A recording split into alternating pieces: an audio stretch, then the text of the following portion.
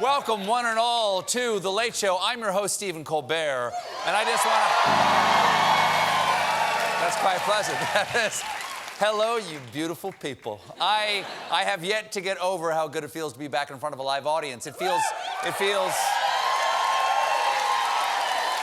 You know, the relationship feels so fresh. It's like we've renewed our vows. Ready for the honeymoon. You know... Hey, you know who's looking to put a little spark back in their relationship? The United States and its allies. Joe Biden is on the 8th and final day of his swing through Europe, and he closed his trip out with a face-to-face, tete-a-tete, mono-a-monster with Russian president and man who popularized the Vlad bod,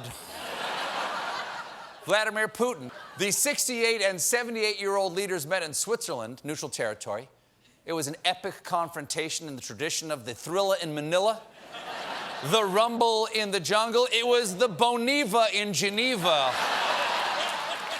Good, got there. Okay, there.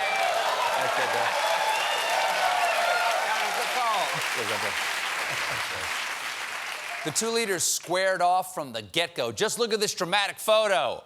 Oh, yeah. Their guy fell asleep first. Woo! That photo op started off with a shoving match between American and Russian journalists. This is true. The chaos also got in the way of the cameras. Check out this Russian photographer hogging the real estate. Can he move? Because I can't get a shot of both of them. Can you move? Because we can't get a shot. Well, that is clearly an act of Hey, can you move? Can you? I can't do the...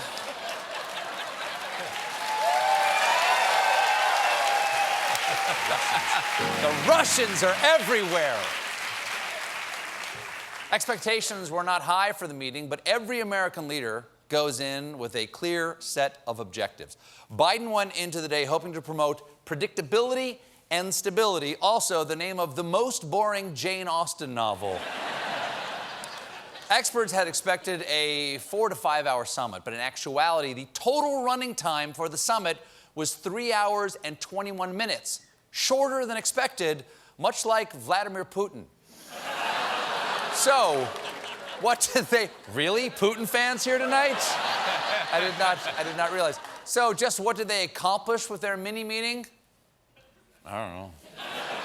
I was drifting in and out all day. I think they're exchanging ambassadors, isn't that right? They're reviving Iranian nuclear talks, something, Arctic. Basically, the only thing that was exciting about it is that this time it was not the most demoralizing, nauseating international bootlicking anyone has ever seen. No. That was a slight difference. Slightly different energy. Tonally, I felt that. There's a slight difference. The Boniva in Geneva didn't have to clear a very high bar. It just had to be less embarrassing than the Stinky in Helsinki. After the summit, Putin took some softball questions from the Russian press and then called on ABC's Rachel Scott. The list of your political opponents who are dead, prisoned, or jailed is long. Alexei Navalny's organization calls for free and fair elections, an end to corruption. But Russia has outlawed that organization, calling it extremist. And you have now prevented anyone who supports him to run for office. So my question is, Mr. President, what are you so afraid of? Wow. Man. That was great. She will be missed. We also learned that the two leaders exchanged gifts. Among the presents Biden gave to Putin was a pair of custom aviators. It's great. Great for international relations, even better for me. Now I can do 2 impressions with 1 prop. Come on, Jack. I will murder you. Thank you. Thank you very much. Can you hold off? Can you hold off? Then Putin explained his life philosophy. Were you able to bring mutual understanding and trust to a different level with the President of the United States? Let me tell you, in life, there is no happiness. There's only the specter of happiness. Wow.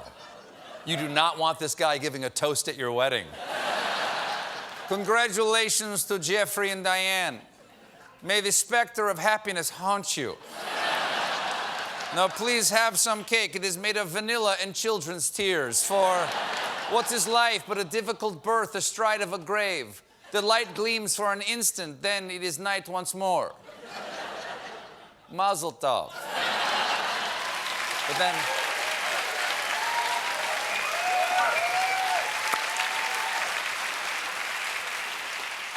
Then it was Biden's turn, and he started his presser with a wee gaffe. I caught part of President Putin's press conference.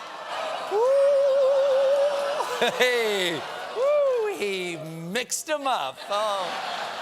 Though I gotta say, it was often hard to tell the difference. At the end, the president got a little testy with one reporter. Why are you so confident he'll change his behavior, Mr. President?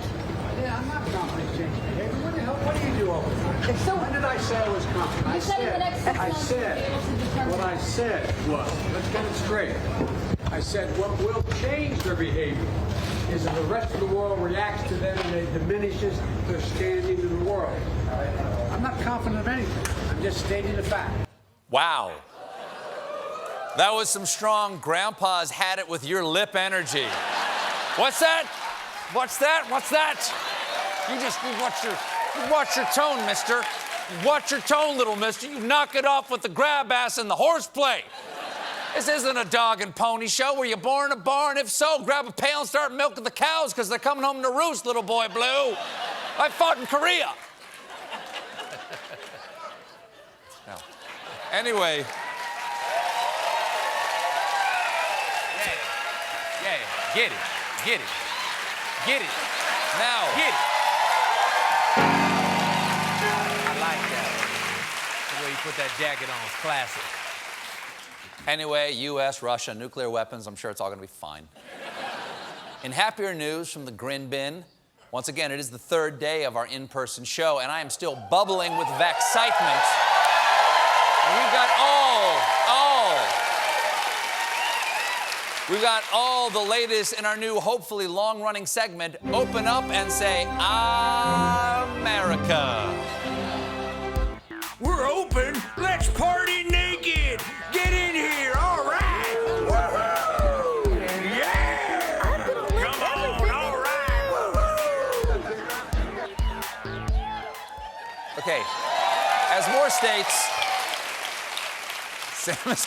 Sam is cut, man.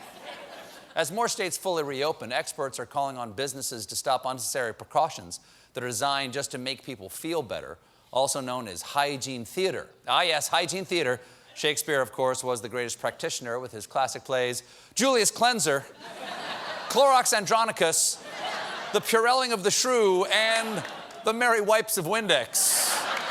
These relatively useless gestures are everywhere, from restaurants to sports venues, and the Washington baseball fans are not happy. One Nationals supporter was particularly frustrated at the hands-free condiment station, saying, sometimes the ketchup is barbecue, sometimes the mustard is ketchup. There's no more relish or onions. This is the biggest bull of the ballpark this year. No, clearly the biggest bull of the ballpark this year and every year is that you can't wear the hats that the ice cream comes in. Why make it a hat if it doesn't fit on your head? And maybe a baby. Maybe you could jam it on a baby's head if the fontanelle hadn't closed yet. You gotta squeeze it in there. Oh, grow up. Baby heads bounce. Now, it's not just ballparks. One expert wondered why cleaning crews are still disinfecting New York City subway cars. Yes, because before coronavirus, everyone's first thought when getting on a New York City subway car was, boy, this looks way too clean. And why is only one guy pleasuring himself? We got a great show for you tonight. My guest is Anderson Cooper. But when we come back, I will show you the year's hottest Father's Day